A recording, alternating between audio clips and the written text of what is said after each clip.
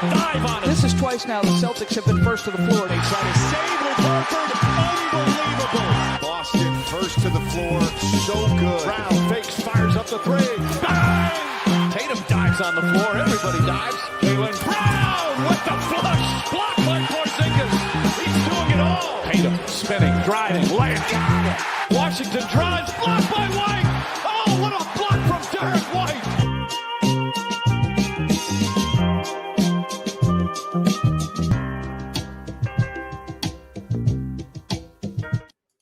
Welcome in First to the Floor podcast. Ben Vallis here along with Wayne Spooney and Jake Eisenberg. And guys, what an insane season this has turned out to be. I mean that in the best way possible. Spooney, Jake, how's it going, guys?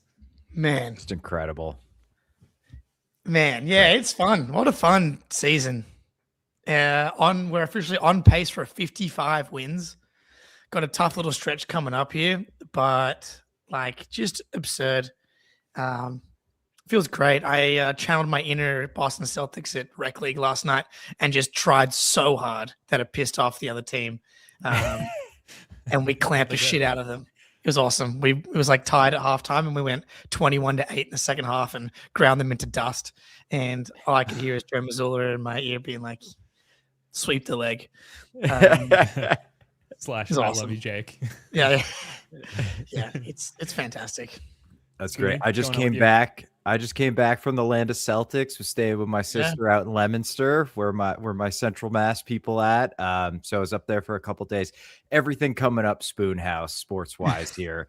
Everton wins on Saturday. WVU beats BYU and AJ Dabansa Saturday night. Celtics back-to-back wins. Everton wins again this afternoon. I mean, this has been some of the best 72 hours of sports watching I've had, and in great thanks to whatever the hell this Boston Celtics team is, because it still makes very little sense to me that they're this fucking good. I thought they were going to go under 41 wins, and man, am I a moron. But good God, I'm so happy to be wrong. This shit is so fun. There's nothing better than a season like this. Is like IT era vibes. Yeah, totally. Yeah, there's a lot of I'm glad I was wrong about that this season. Baylor Scheiman, we'll probably get into a little bit later, being one of the more recent examples of that, where he's just all right, I guess a starter, clear rotation player, awesome. Brad's 2 first-round picks. Jake giving a resounding thumbs up. Spoony following up as well. Love to see such a good celebration. I was dying laughing. Breaks his so fucking thumb on his shooting hand, and now we have the celebration of the season is just stick your thumb out left. They were doing it on the bench too last night. That's how every time he hit a three, people were thumbs up and on the bench. It's great. Sometimes the simplest celebration is the easiest one and the most logical one. Look, a lot to get to. 6-1 out of the All-Star break. Many of those wins on the road on that West Coast trip, incredibly. There's a bunch of different ways we could probably approach this, all the goodness that's coming out of Celtics world. But I think the best place to start is through the lens of one wonderfully sad Celtics fan, Sixers fan, wonderfully sad Sixers fan, I should say. And for that reason, it's time for the Schadenfreude.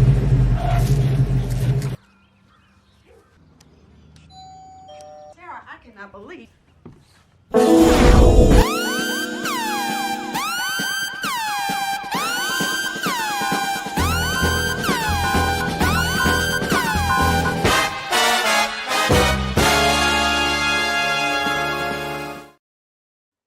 Kicking off a show with the Schadenfreude report and Frozen Jake. We'll figure that out. Okay, he's back. There we go. Yes. Jake's back. I unplugged everything. It was terrible. Just classic, turn it off, turn it back on. You're back. And we're starting off with the Schadenfreude report. I think just an incredible way to start a show and a privileged position to be in to start a show. And the reason we're doing so is we saw this on Sam LaFrance's Reddit timeline. It was a repost of a sad Sixers fans diatribe, if you will, on the Bill Simmons subreddit. And we have the privilege on this show of having it read back to us by one Spike Eskin of the Rights to Ricky Sanchez podcast. The Celtics being this good has broken me. I have been a diehard Sixers fan my entire life. For some reason, my fandom in the Sixers has only grown in the last 10 years, despite them kicking me in the nuts over and over and over. The 2023 Celtics series should have broken me, but it didn't. Maybe Embiid coming back as the clear best player in the world for the first 40 games of 23 to 24 brought me back in. This year, though, with the Celtics 20 game over .500, kicking the shit out of seemingly everyone, with stupid-ass Jaylen Brown being a Fugazi MVP candidate, despite losing Tatum, Porzingis, Horford, and Drew, has broken me. I can't do it anymore. I am literally Jesse Pinkman. Now, they can't fucking keep getting away with it, man. I can't do it anymore. I can't watch them be disciplined on defense and win the math on offense every game. I can't watch a postseason where they are both the best team and the house money team at the same time. I just fucking can't do it. I can't watch Brad Stevens outclass the league as a GM. They have broken my spirit. I am no longer alive. So thank you to AI.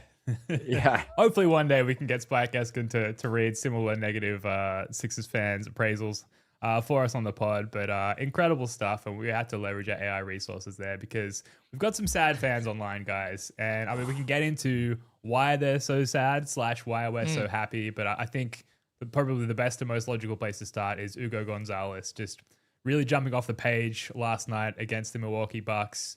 18 points, 16 boards, just kamikazing at the rim over and over again, honorable death over and over again, and just at the demise of the Bucks, guys. So what's your takeaway from the Bucks game last night? It's just so ridiculous. The Celtics were favored by like 1.5 points. And it's because there's no Nemius Queta, who has been unbelievable this season, who we're going to talk about later and rank amongst big men. Don't have him. Don't have Jaylen Brown. There's someone else missing that I'm forgetting off the top of my head. But it's like, it doesn't matter. You just plug in. Ugo Gonzalez is going to start, and he's going to guard Giannis as a primary defender for the entire game. Collect 18, 16, 5 stocks, be a freaking machine. I would love for him to make a free throw at some point. But three threes. It's ridiculous. I love the utopia of rebounding that I've been dreaming of and that we've been dreaming of is coming and is here, I think, because of Ugo. If like at absolute worst, he's going to be like this wrecking ball defensive player that is incredible on the glass and forces turnovers and maybe has like an iffy jump shot. That's kind of like the floor. And at 6'7" with a 6'11" wingspan at this age and this frame, I that's really the only thing I could think about mostly is when I'm walking around. My day-to-day life is how Hugo Gonzalez has such a beautiful frame for a 20-year-old. Yeah, me too. And in fact, we like to talk about it on Twitter after we're done thinking about it too. But he's only 20, bro. He's going to get bulk up. Can you imagine the bulk this man's about to add? Bulktastic. So like last 5 games, 7 points, 5.4 rebounds, 2 stocks, shooting 80% from 2-point range. 3-point shot is down 33% from the field. Both of those will come up. The 2-point efficiency is what really, really intrigues me because I believe in the jumper. I don't believe he's going to be like Derek White, like 3-point jumper level of improvement, like nobody is basically. Hater. Yeah, I know. Well, everyone's telling me Ugo's turning into Manu, which drives me insane. I don't understand the Manu Ginobili comp at all. Nothing like Manu, who is like this silky pick and roll, like head fake operator guy, passer. Like Ugo's got good feel for like a wing and his play style and like his archetype, but he's just not Manu. Anyway, that aside, like I believe in the jumper as like you cannot leave him open, and the fact that he's really showing some legitimate finishing around the rim, like he's starting to go back to the Euro step. He put it in the locker because like teams knew he was going to do it, and it was a disaster for a while. He simplified his game, and now as he's growing in confidence, he's bringing it back out, and he's like getting a lot of people with it. And I feel like he's really gotten used to not only the pace, but the physicality of the NBA game. Like he had one drive, I think it was the Milwaukee game, where like he just gathered low between 2 guys, muscled up through it, and then went right to the rim and scored. And it's like, this dude's 20 and he's going through 2 defenders. I mean, it's just super impressive. And then defensively, he did great on Giannis. Like, Giannis got him a few times, sure, whatever. But I think his just ability to stay physical, stay straight up, limit the fouls, and help. He was everywhere with the help defense, helping off of Giannis. And it's like, this is just crazy shit that this guy is doing. It makes no sense. And he's all of a sudden turned into an elite rim protector for his position. Derek White, lowest defensive field goal percentage on the team within 6 feet, which is nuts. Ugo's second, and then Neemias is third. So Ugo and Derek White are basically the same level of rim protector insofar as when they contest the shot at the rim, how often guys miss it. And Derek, we know, is one of the best shot blocking guards ever. One of the best rim protecting guards ever. And Ugo is right there with him right now. The way that he contests, it's it's like he's able to. He's not that long.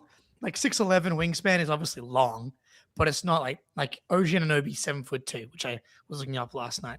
But it's like he's just same with Derek White, right? He shouldn't be able to block a lot of the shots that he does, but it's like they're just able to try a little bit harder than everybody else. And it gets an extra couple of inches that either gets a deflection or just makes the contest good enough where it does impact the shot.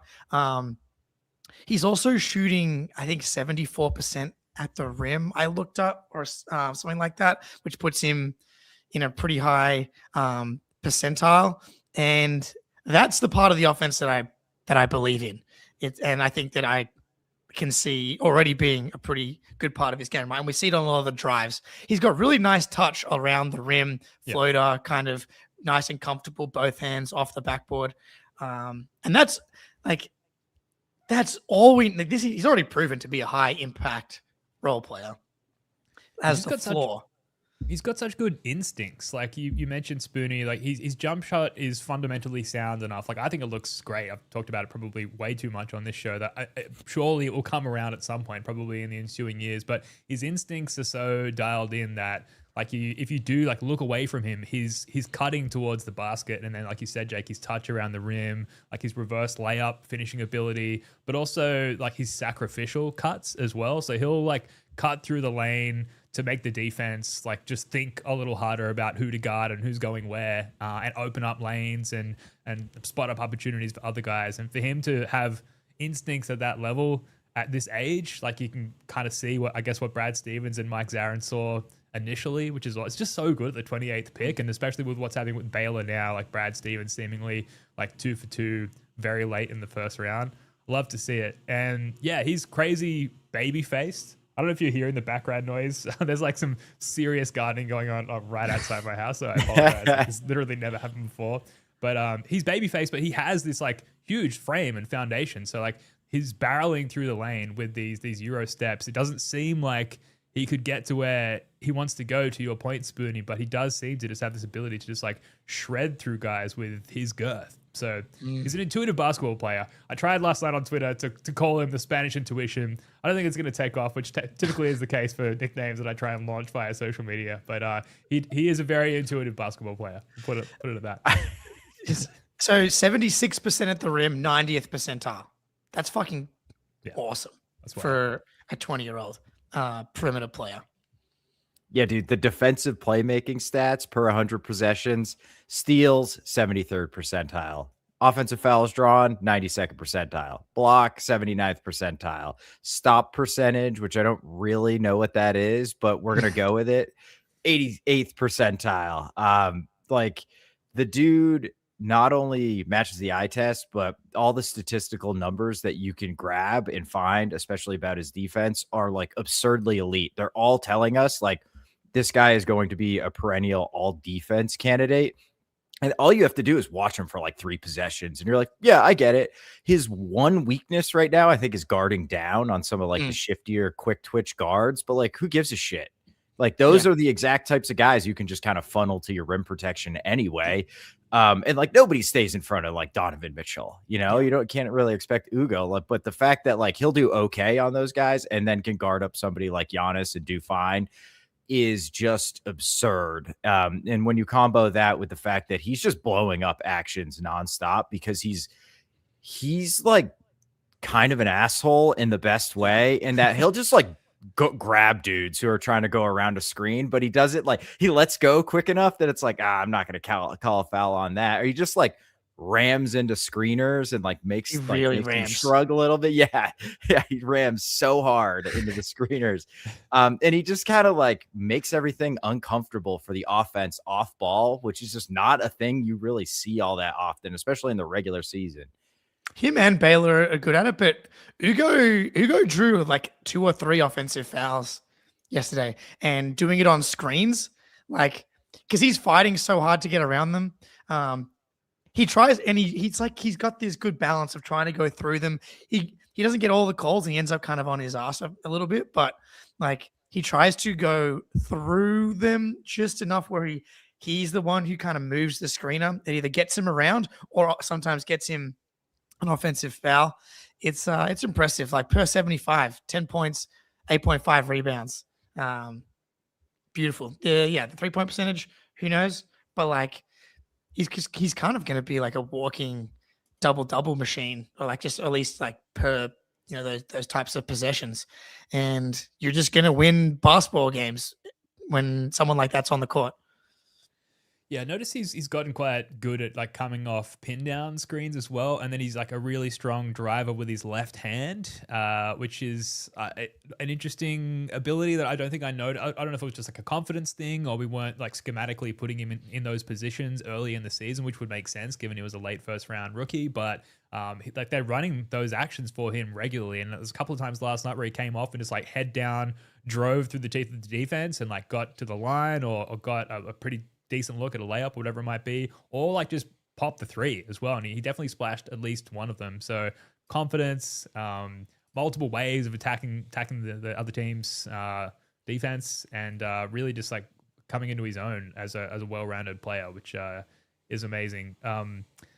Where else do you guys want to go with this? I mean, we could probably keep talking about Hugo Gonzalez all night, but what else stood out to you in last night's game? I think for me, it was just, I kind of put it down as like a scheduled loss when I heard that Jaylen was out and Neemias was out, and it was the second game of back-to-back, and the guys flew in at 4 a.m. or whatever it was last night, and they just came out and like kicked the absolute pants off the Bucks, with Giannis coming back, who admittedly looked a little bit rusty, but like it felt like the scales were tipped against us going into this one. Kick the pants off. That's a great one. Never had Your talent. Yeah. Like I still really liked Ron Harper Jr. Mm-hmm. He had a really nice drive and finish that ended up being an offensive foul. I would like to see him put the ball on the floor a little bit more. I just want to just see what else he can do, because Jordan Walsh, I've liked the drives. Ugo, I like the drives, because I think Harper Jr. is probably the best shooter of that group. Probably give the edge to Baylor just because he's done it more this season, but we've covered on Harper Jr.'s 3-point shooting from the G League, like close to 40% on 10 attempts. And I think it was Jaylen who said that Ron Harper's one of the best shooters on our team. He could just be gassing up his dude, or that could be real. And he has been shooting the ball pretty well. But so if he can put the ball on the ground as well, we've seen some of the flashes with the wingspan defensively. The rebounding has been fantastic as well. I want to see that next step. And I think it might just be a little bit of confidence / empowerment / not wanting to step on the toes of all the other stuff that's happening around him. But there's a few possessions every game where I'm like, when he has been out there, I'm like, just drive. And let's see, can you finish over guys, or can you just keep the offense moving as opposed to just like taking it, waiting to basically reverse the ball and then start another action? I would like to see what he can do. Eric Weiss in the chat, perfect timing. RHJ can handle decently, uses his body well on drives and shifts gears, keeps his head up and makes plays off the bounce. Yeah, show me, RHJ. I believe in you. That RHJ is just Rondé Hollis Jefferson to me, and I'll always think of Rondé Hollis Jefferson. Yeah. But dude, I will say, like, I totally agree with you, Jake. Like, get to the rim, see what happens. Bad things. It was a 30-point game when he came in for that little end stretch. It's like, Ron, this is your time, brother. You're on the fringes of the rotation. Like, you got a real chance here. Put the ball on the deck, make some plays. But I will say, even if he's turning down drives at times, much to our chagrin, he does make the decision not to drive very quickly and will just like get right into a handoff action or move the ball quickly. And it's like, you should have drove that, but at least you didn't like record scratch the offense and kept things flowing pretty well. And he'll like throw and chase, throw, set a screen, get into something. So I do really like that. It's just like Joe just has all these dudes trained to like offensive robots. Like, does not matter who's out there. They all run the offense the exact same way. Like we had a Pritchard, Ugo, Baylor, Garza, Ron Harper Jr. lineup out there, and it like beat the shit out of the Bucks for like 5 minutes. And I was like, first of all, like Pritchard was incredible. He was like 3 drives every single possession when he was out there with those guys. But it's like Pritchard drives, kick to Baylor, drive and kick, Ron Harper Jr., handoff, dribble. But it was just like ridiculous how great they looked. And Ron has not looked out of place for a second since he's come up and started to get some minutes. Like, and that wingspan is ridiculous. Once you said it was 7'2", Jake, I was like really paying attention. It's like, that dude looks like he could touch the ground standing. It's crazy, right? Yeah, it is. I got a question, not the knuckles on the ground, but on the sort of offensive flow and culture. Just quickly shout out to Walk Francis, the super chat. We're the best media in sports. I wish we were part of the media. I think that's what he means. We are the media. Certainly media adjacent. So thank you for that. So is it a bit like, not to get too overreacty here, but is it a little bit 2014 Spurs for you guys? Like, am I losing kind of like my grounding? Because it feels very like 0.5 basketball, a lot of like quick decision making, a lot of like instinctive, and Joe kind of talks about this, like I'm not quoting him verbatim, but very instinctive, reactionary basketball. It feels very clean and chemistry based, like the 2014 Spurs. Or am I going mad? I mean, statistically, you're not going mad at all. Like, offensively, they're incredible. I don't know stylistically, because I would have to go back and check the Spurs pace stats. But I do think there's something to, like, while they're playing slow, they do their actions fast. So I do think there's definitely something to that. But as far as being incredible on the offensive end, they're closing in on Denver. Like, that's what's been happening over the past kind of month plus. It's like Charlotte's kicking everyone's ass over since January 1st, which is about like close to 30 games. The Celtics have the second best offense behind only Charlotte. And so I don't think it's 2014 Spurs is obviously like the Pantheon type of shining example. But at some point, like, even though it doesn't feel like it should be happening, it's just been happening for 60 plus games. And so we're here. Yeah. I mean, it's like, I don't think it's ridiculous from like an offensive efficiency standpoint. I feel like we're a lot more like ball screen heavy, or just like, hey, give it to this, get a switch, give it to this guy, let him get that initial breakdown of the defense and then start the swing stuff. And they did like a lot of high-low with like Diao and Splitter and Duncan. But from like the principles of like make quick decisions, all 5 of the guys need to touch the ball and they need to be good decision makers. And occasionally they'll need to dribble and do stuff. Absolutely. And, Mr. Garzer 5-2 Spurs was a dynasty. We are not that. Of course. Yeah, absolutely. But not yet. Yeah. So just wait. We got Ron Harper Jr., baby. But no, Ben's really more saying from like the way in which they attack on the offensive end is Spursian. And I definitely think there's something to that. Yeah. But like, okay, the Spurs did have a dynasty, but that era of Spurs basketball, like that 2014, like from 2012-13, they lost the finals, they won the finals, and then they got knocked out in the second round, like Western Conference Curry, semis. right? Yeah, so like they only won one chip in that. They won one in 2006, and they only won one more kind of from there. So that little era, at this point, like I'm not going to call the Celtics a dynasty. If they win another one in like 2027, 2028, dynasty's probably still going to be too strong. But like you start from the 21-22 season where it's like NBA finals, conference finals, wins a championship, second round, and then we'll see what happens this year. But like, they're putting together, and then you can go back further than that and talk about the other conference finals berths as well. 5 titles is very hard to touch, not impossible yet for this era of the Celtics. But like in the modern era where it's like there hasn't been a repeat champion since the 2017 Warriors, having this level of sustained success is the closest thing to a dynasty you are going to see in the modern NBA. Culture dynasty. For sure. Yeah. Before we get to the ad read, per Cleaning the Glass last 2 weeks, you kind of just touched on this with the since January numbers, Jake, but Celtics number 1 point differential behind Charlotte, number 2 offense overall, number 2 defense overall. Pretty fucking good. 2 week stretch since the All-Star break. Love that. Yeah. Just quickly, one more thing to touch on before the ad break. Derek White, past 5 games, 40% from 3 on 10 attempts per game. Not bad. I know, like, overall from the field, 40%. So it's not like holistically across all shooting locations, he's, on the up. But it's good to see that 3 ball going down because that's been a tough spot for him all season so far. Yes, but it doesn't matter for Derek White because again, he led the team in plus minus, and it's like the worse he shoots, the more his impact seems to be going up.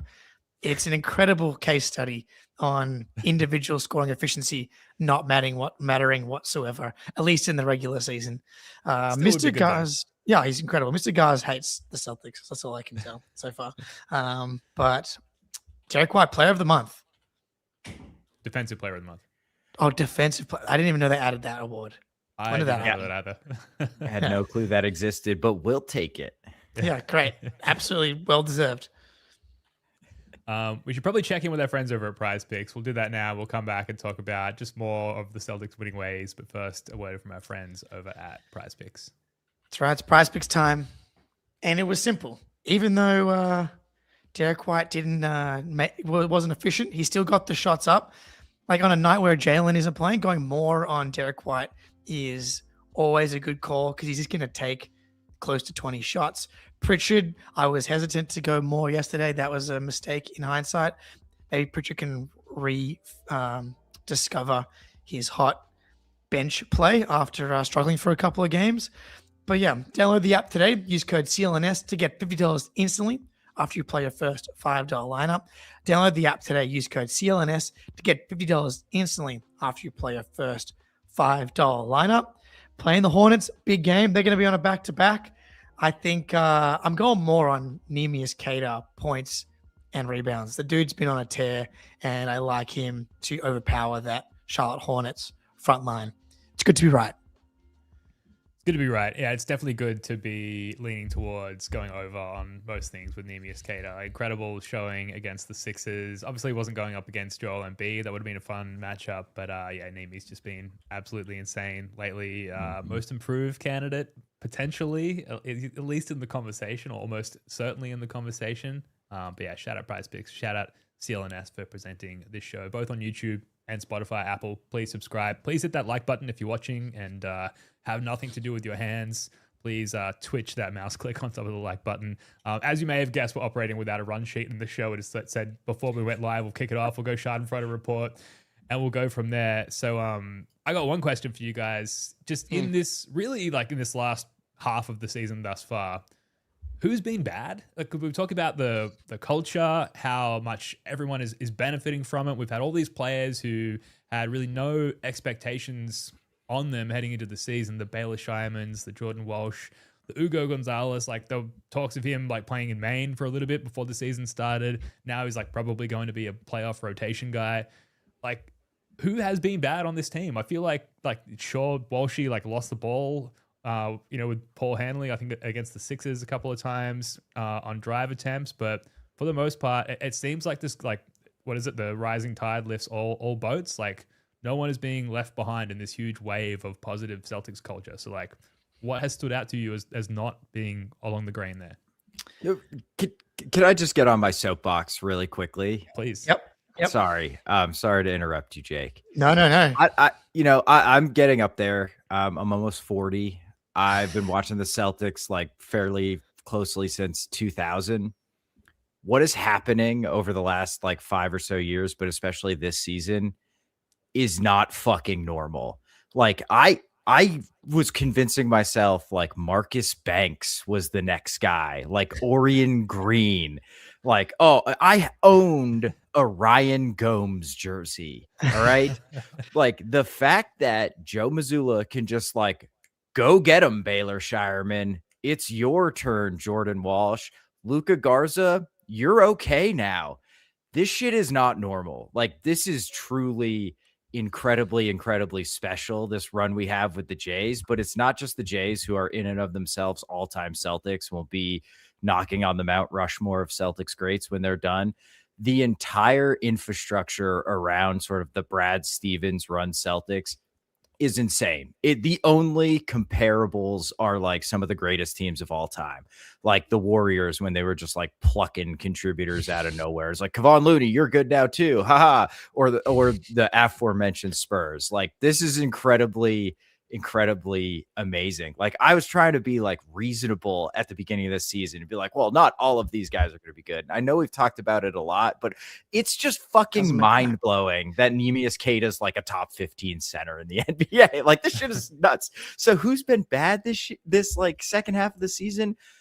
I think the answer is fucking nobody, right? Well, I was kind of hoping you would say that. So two points. I'll start with the why it's insane part. There's everybody hates the Celtics. Obviously, we had that Sixers post earlier. Nathan Marzion, friend of the podcast, had a similar post about how the Bucks have sucked the life out of him essentially, and the Celtics were essentially the thing that kind of broke the camel's back there.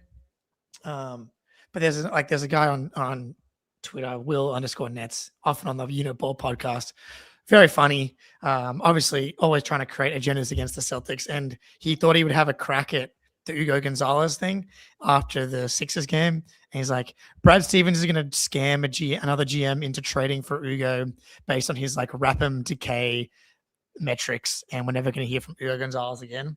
And he had a few back and forth about how he's basically Tin John Saloon, but is allowed to foul. That's a quote. And like, I genuinely respect it because like it's awesome. And then the next day, Ugo goes out and has like 18, 16, and 5 stocks and guards Giannis as the primary defender. And he has a meme that's just like, I'm relinquishing the power to Brad Stevens and Lucifer. There's nothing that can be done. I give up trying to create agendas against the Boston Celtics because it's just not worth it. And it really isn't at this point. Like, you have to wait until whatever heater that Brad Stevens and Joe Mazzulla is on to, like, I don't know what you do. You have to just wait. And I don't know when. Like, basically, when they don't win the title, or if they don't win the title this year, that's going to be your one chance. But again, as the guy in the Sixers post said, they don't get to be the best team and the house money team. It's great about this season. This is the house money season.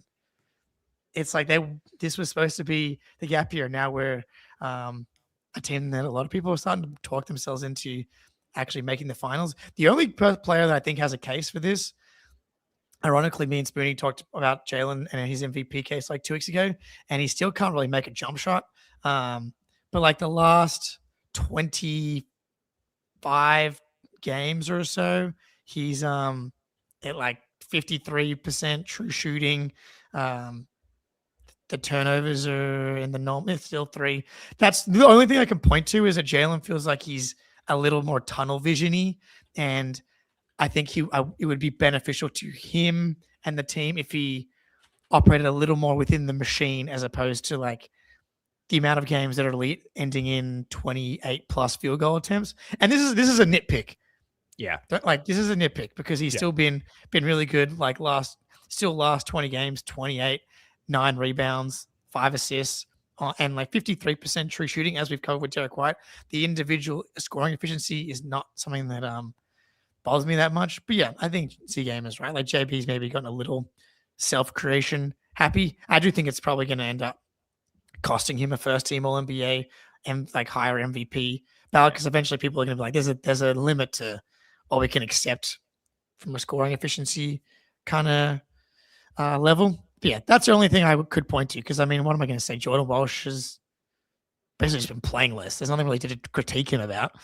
Yeah, I've actually really liked Walsh's last stints too. Like he's playing super hard defensively. The point of attack defense has been completely on point, and he's like making the right decisions on offense for the most part. He was like the second round pick. Like he's clearly an NBA rotation guy, maybe a low end NBA rotation guy, but like that's great. I was like thinking like maybe Sam Hauser's last 20 games, 12 points, 4 rebounds, shooting 60, 40, 100. So not Sam Hauser, and also he's +7 on average per game. Really yeah, he's been amazing. He's just kind of forgotten in the shuffle because we've got all these kind of younger wings, but Sam's been amazing the second half of the season. So like, I mean, I'm honestly, I think the Jaylen point is probably the only one we could really make. And it sort of feels like we're grasping at straws a little bit, which is the best thing to grasp at straws for possible. Yeah. There's nothing I love more than like coming out of the opening tip, it being clear after like 2 to 3 possessions that the directive for the opposition is to go at Sam Hauser, and then how quickly they move away from that after not scoring or like struggling to score for several of those possessions.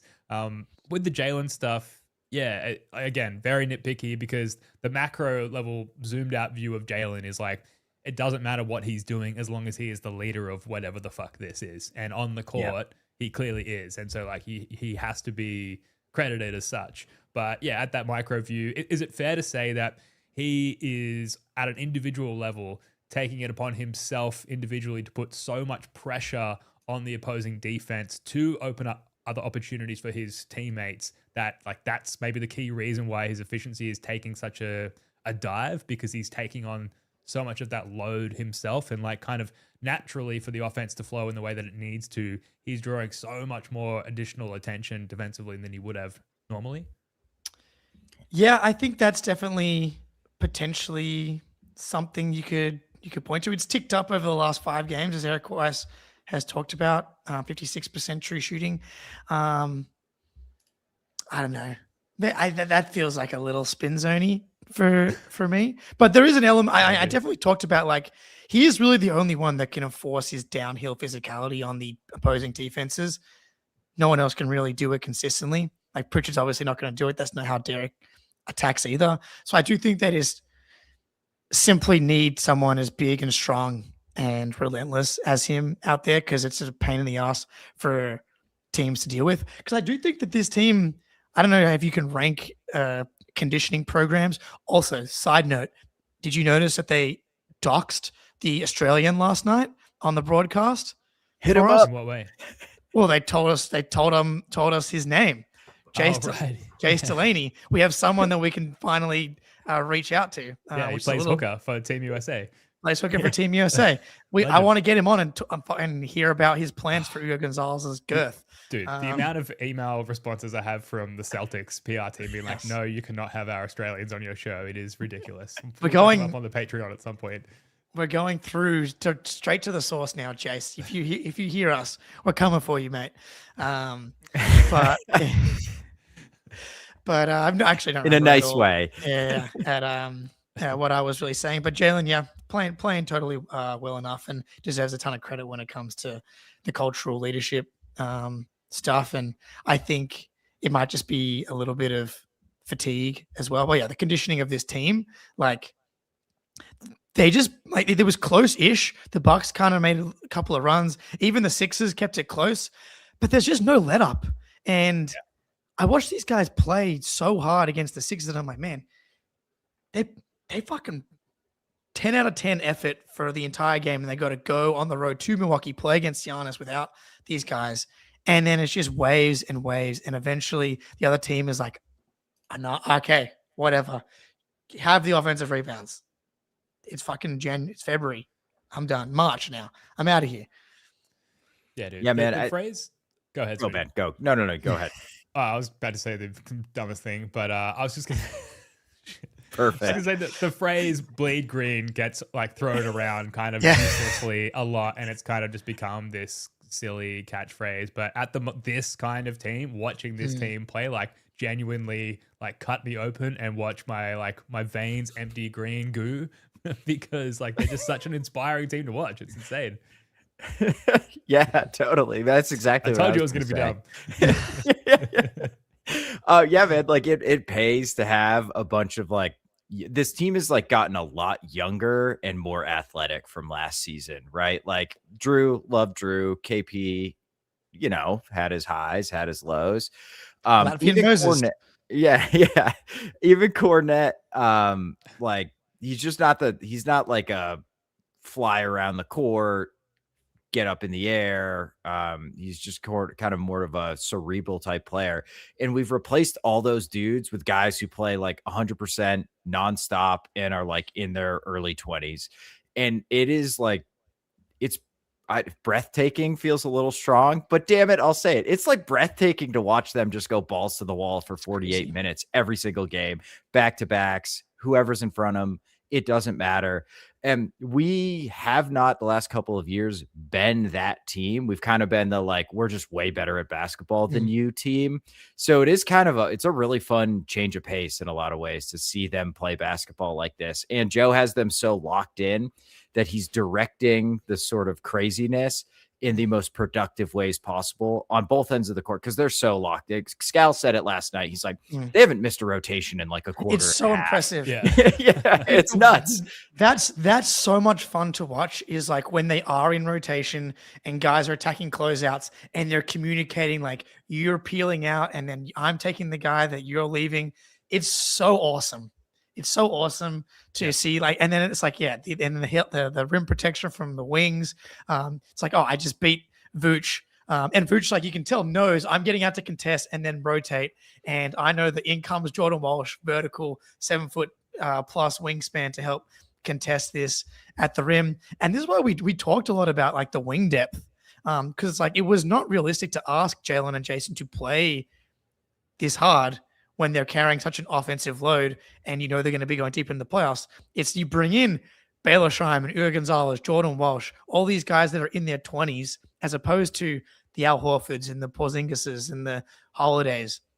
Like asking those guys to play 70 plus games and bust their ass every possession is not actually wouldn't have been smart. And to see it kind of shift in and Joe morph his team around the personnel has been really fun. Have you guys seen the vid with the bigs touching their ears in transition when they're about to set screens? I have not seen this. No. What is this? No. Give us the link. Link it in the chat. Sounds Please. Wonderful.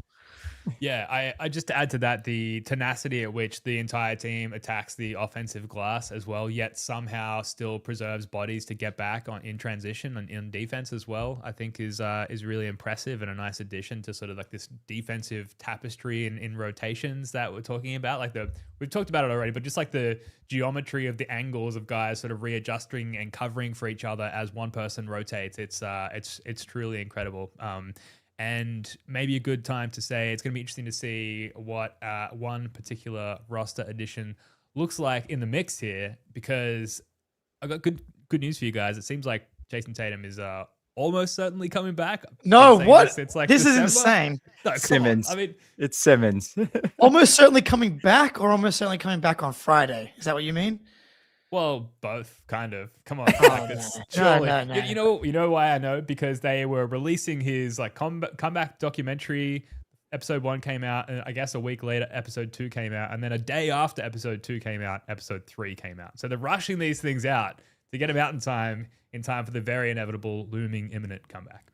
I mean, it would make a lot of sense if he's back soon. Like he's kind of been playing 5-on-5 for close to 3 weeks now. I'm kind of time is whatever at this point, but yeah, definitely imminent. And yeah, that guy will definitely help. It's also, we got to hit the Queta stuff next. Mm-hmm. Good point. So maybe we move to Nemius Queta before we run out of time again. Sounds good. As we always do. Yeah. Nemius Queta, I've just written about it for a Celtics blog as well. Kind of a blend of, he's been awesome. He deserves to be at the front and center of the most improved award conversation. And where does he actually rank now amongst big men? Because he in particular, like and the big man rotation was the number one reason why a lot of analysts were down on this team. I was like, I can kind of see the Jaylen, Derek, Pritchard stuff working and them taking on some of the load. But like, is Nemius Queta really ready to go from fourth string center to starter? And the answer is like, not just can he be a starter, the dude is anchoring one of the best defenses in the NBA with Nemius Queta on the court. They have 109.7 defensive rating, which would be good for third in the entire NBA. And with him off the court, it's like 115.8, which would put them at like 16th, tied with the Sixers. And you never want to be tied with the Sixers in anything. So like he has not just been, wow, this guy can be a rotational big for us. I'm at the point where the caveat is you got to see what happens in the playoffs, but I've seen nothing like the way that he plays and the versatility that he's shown defensively at this point. I'm starting to feel really confident about what I'm going to see in the playoffs and his ability just to be the starting center for the Boston Celtics. Like, and that is just completely solved. Yeah. I just don't get it defensively, how he was like, had some flashes last year, but for the most part was just like pretty lost and how to play defense. And then this year he is like, I've said it over and over, like he should be in the mix for all defense. I just pulled up Ivica Zubac. Yeah, Big Z. Like if you compare him and Queta per 75 possessions, Zoo averages 2 more points, and their rebounds basically the same, assists basically the same. Queta fewer turnovers, double the blocks. He's more efficient. And he's slightly worse from the line. So they are basically identical stats wise, with Zubac.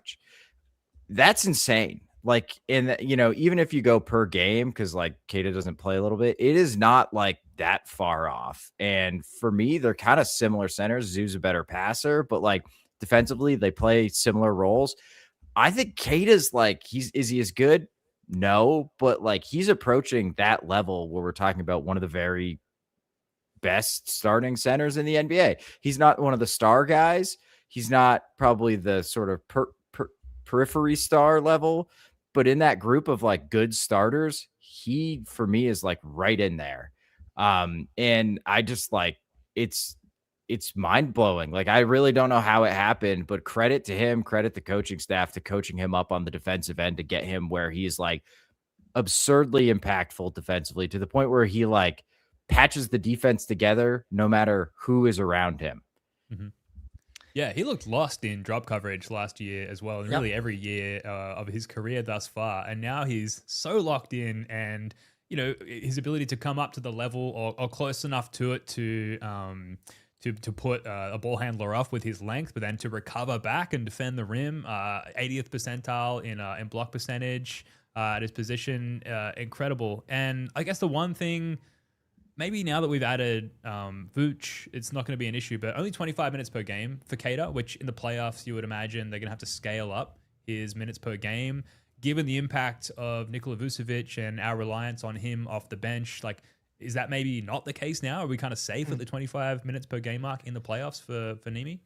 Well, they've done it a few times. So I'm having a look now. That Houston game that they won on that back-to-back that we said that they would win, and we were right.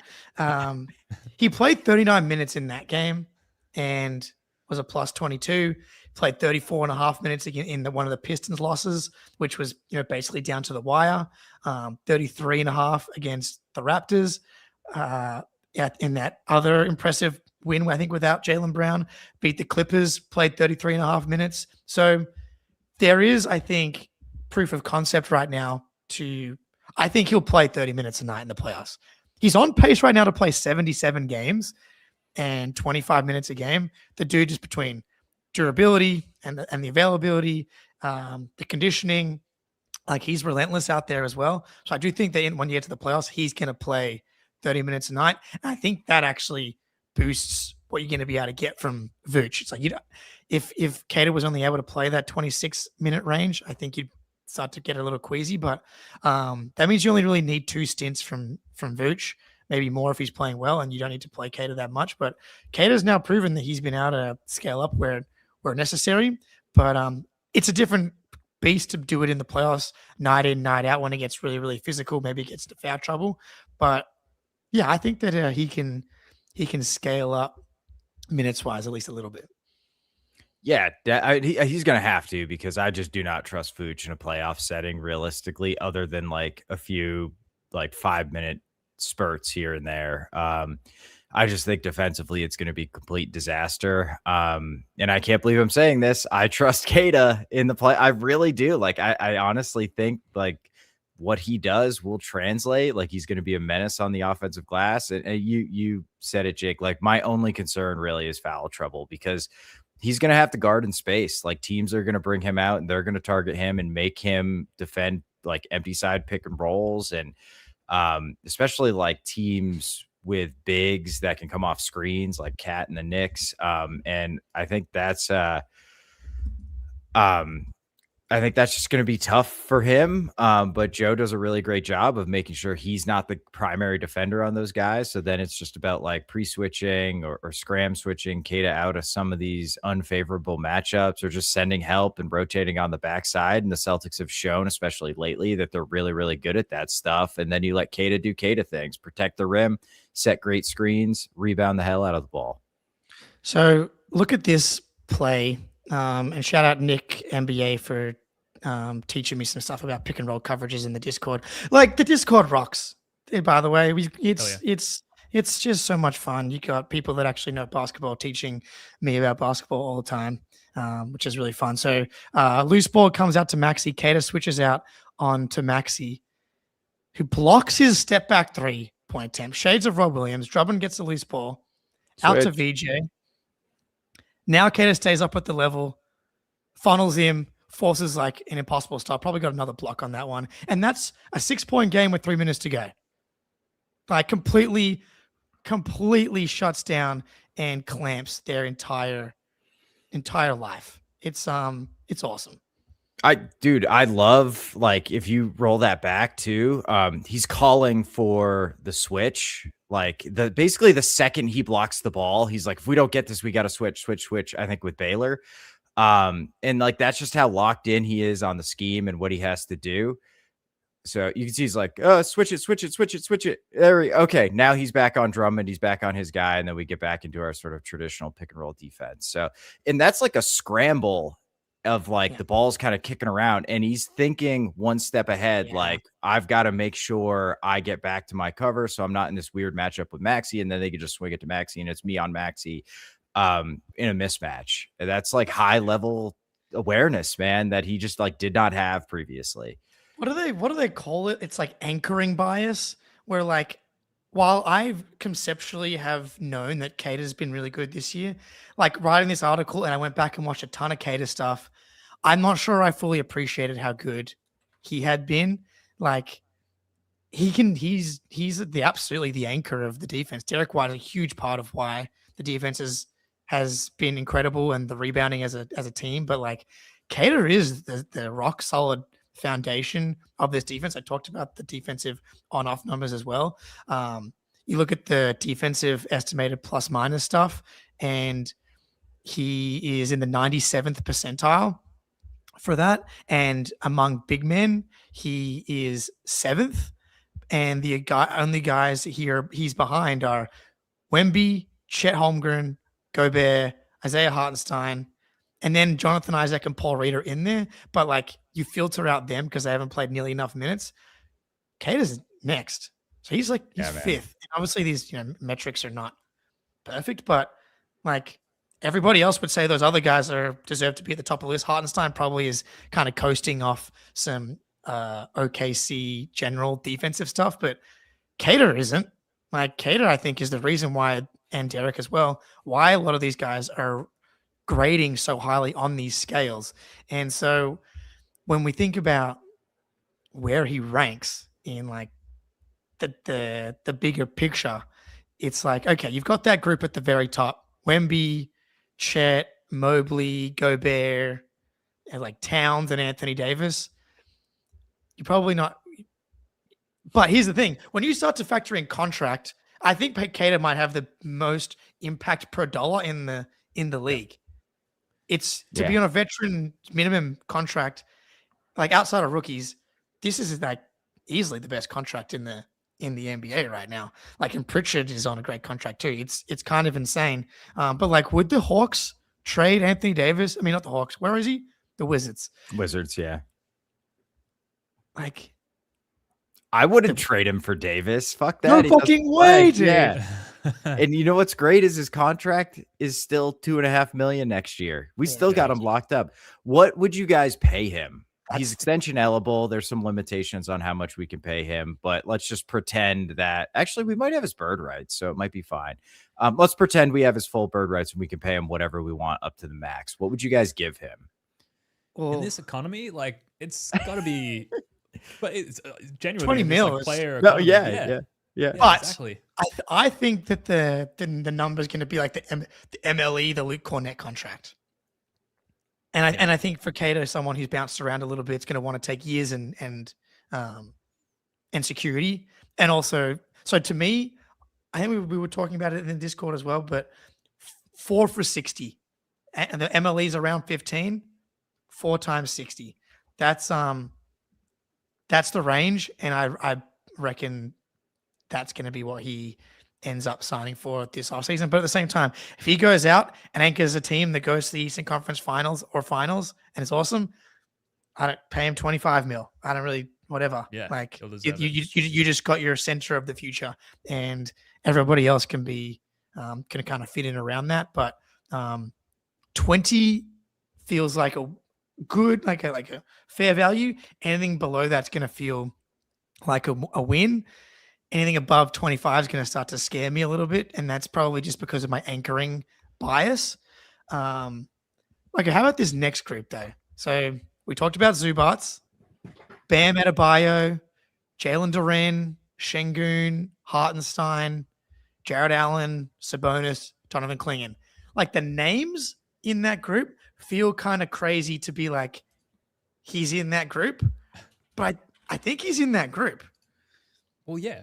Doesn't this bring us full circle, though? Like, it's about the uplifting Celtics culture, and it's happening across the board. And, like, of course, Nemius Queta is playing the way that he is and having the impact that he is and is being mentioned alongside those names because he's playing within the system. I don't want to discredit him on an individual level because he's clearly worked very hard to develop his game. But, like, it's very clear and apparent that he is one of the many beneficiaries of whatever the fuck's going on with the Celtics right now. Yeah, man. I'm a Jared Allen guy. You know, he's my boy from Summer League. I do think he's like a step above Queta. Kling Kong. I think I'd probably take Kling Kong too over Queta, but yeah, man, after that, like, I think he's better than Diabate. Like, Diabate is really great. He's awesome. I trust Queta as a rim protector and as a screen setter more. Diabate is probably the better offensive rebounder, especially, and he's just a little more mobile, but he's right in that mix after those guys. And when you take into account the contract, there's just like zero competition. Would you trade him for Jared Allen straight up on Allen's contract? Oh, see, I don't know about Jared Allen, man. Like, no, definitely not on the. If the contract was even or just as is right now. As is right now. I think Allen makes like 20. Yeah. Isn't he sneaking small as well? I Like, think when he we makes saw him 30. in Vegas? I think Jared Allen's like he's 20 this year and then goes up to 30. Okay. Yeah, see, I've seen Jared Allen kind of get bullied on the boards too many times. Yeah. Offensively, Jared Allen. I've seen Jared Allen's a better offensive player than Queta, and that's the part of Queta's game where he has the most strides. Because defensively, if Queta gets better, then he's like in the defensive kind of like all defense category, if not already for this season. The offense is where I think he can take more strides. And he had a great quote like last week where he said, I feel like I'm taking strides in so many aspects of my game and there's so much more I can get better at. And he didn't want to like pinpoint one aspect that he had gotten better at because he felt like it'd be a disservice to how much he's improved at. And I'm like, fucking Brad Stevens just brainwashes these guys to be like Kaizen warriors. Like every single one of them is trying to like maximize every skill that they can. And I just at this point I'm kind of done putting ceilings on these guys. He is scratching my long neglected Blake Griffin itch though, where like if he gets the ball like basically at the free throw line and there's even partially an open lane there, he's fucking charging that shit and throwing it down. Like some pretty razzle dazzle level dunks there from Nemi. Not the dunk candidate I thought we'd be seeing today, but there you go. You're absolutely right. He gets the ball on the short roll, and if like the big man is out of the action for whatever reason, he just like takes one power dribble and fucking launches. Because dude, talk about dimensions. The dude is huge, and the athleticism is real. And we always liked the tools. It's obvious why he's in the NBA. Yeah. But now he's putting it all together, and it's like, oh, dude, this guy is a fucking wrecking ball and turned Andre Drummond's corpse into dust.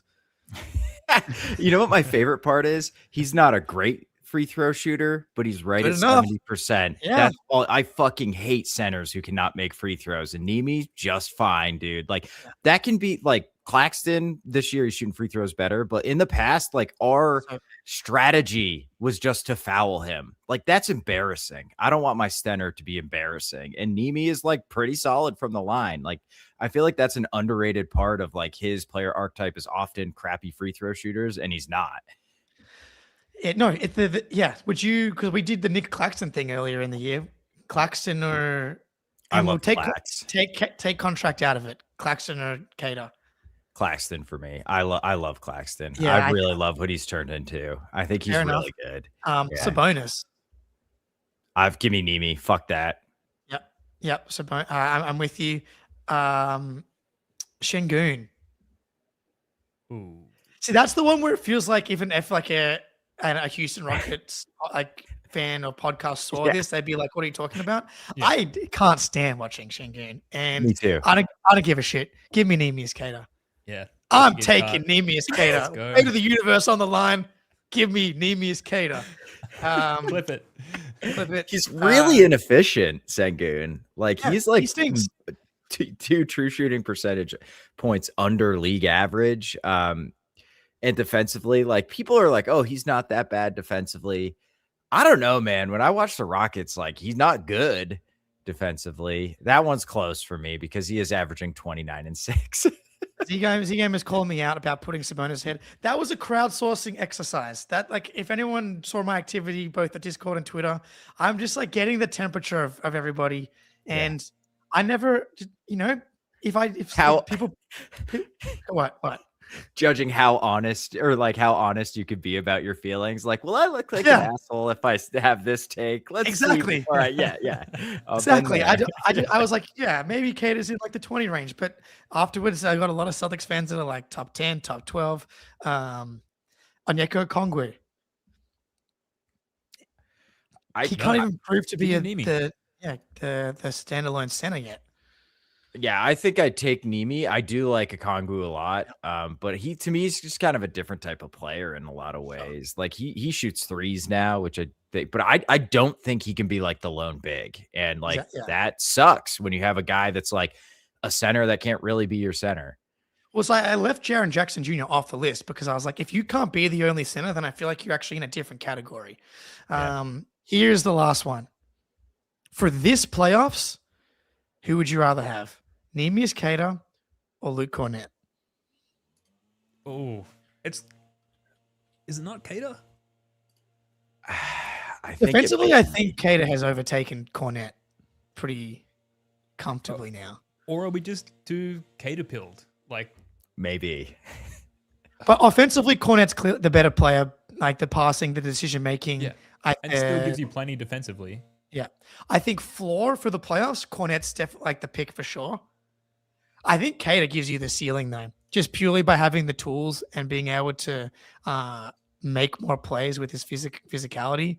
That clip you ran earlier where he's like running about on the perimeter, blocking dudes and switching and like that kind of thing is not probably what you're going to get from Cornett, but the vibes. I know vibes don't win championships. No, but they like, definitely help. Kind of do.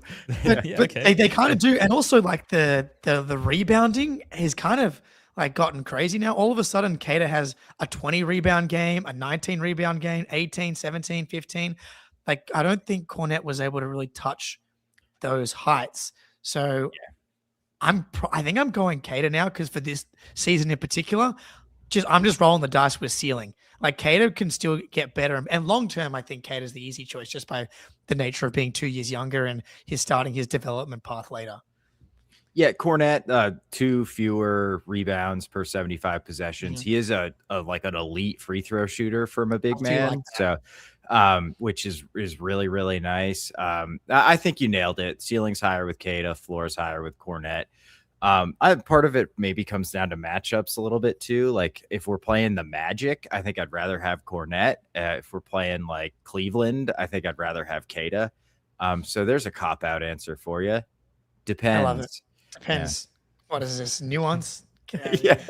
I did not expect to be challenged like this today, Jake. It's my day off, and you make things too hard. I know how much you love like Cornet.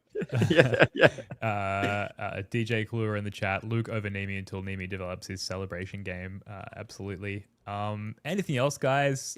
I guess like just to bring it full circle, like I know Jack Simone had this great article. He's with Boston Sports Journal now, about like being on the inside of Celtics University and like that whole concept. And that's probably a huge component of whatever this culture uprising is that we're talking about. I've like talked about all-time NBA fly on the wall moments before, like the Jordan retirement, whatever happened with Ben Simmons and Markelle Fultz, like just wanting to be hidden in that room and seeing how those conversations are playing out. Like just those things interest me to no end. And this is absolutely a top candidate. Like, what's going on internally in the Celtics for this roster to be this good? I would just love to be on the inside, because it's truly incredible. And Jason Tatum, welcome back Friday night against the Mavs, and happy birthday, Jason Tatum.